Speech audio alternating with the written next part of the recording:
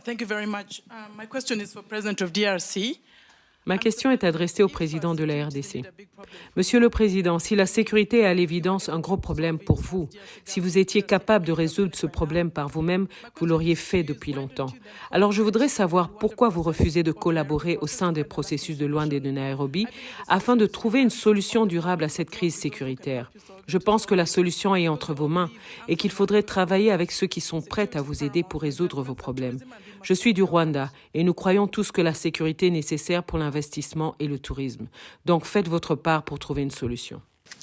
Si vous êtes rwandaise, vous devez savoir qu'il y a eu au mois de novembre une discussion qui a abouti à la définition d'une feuille de route pour sortir justement de cette crise. Et cette réunion a eu lieu en Angola, à Luanda précisément, et en présence de tous les pays, surtout les représentants des deux pays concernés, c'est-à-dire le Rwanda et la République démocratique du Congo.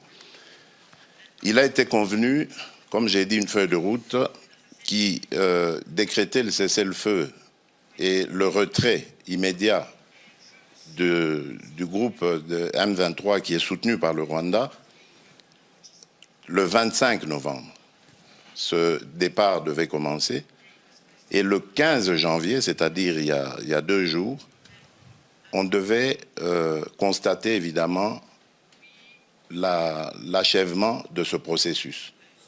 Eh bien, figurez-vous, madame, que le M23, groupe terroriste soutenu par le Rwanda, est toujours dans certaines localités qu'il avait prises à la République démocratique du Congo.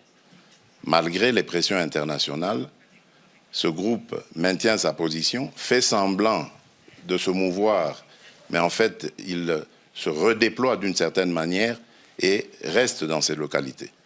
Et je vous apprends que depuis lors, il y a eu un massacre qui s'est fait dans une localité qui répond au nom de Kishiché, d'une centaine de personnes, des innocents, que ce groupe a voulu massacrer pour les terroriser et les pousser à se déplacer de cette localité qui regorge de matières précieuses dans son sous-sol. Donc voilà en fait le problème que nous avons. C'est un très grand défi parce qu'on ne peut pas investir à la fois dans le développement du pays et dans les ressources pour augmenter les capacités de l'armée et pouvoir ainsi se défendre.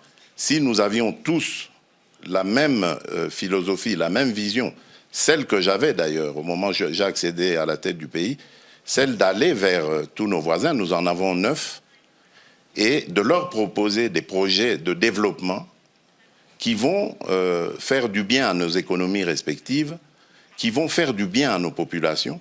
Et je peux vous citer comme ça, pour chaque pays, chacun des 9 voisins que nous avons, quel est le projet dans lequel le projet que j'avais proposé et dans lequel j'invitais que nous nous investissions tous pour aller vers ces échanges commerciaux, économiques et autres qui allaient amener la paix et garantir la stabilité de la région.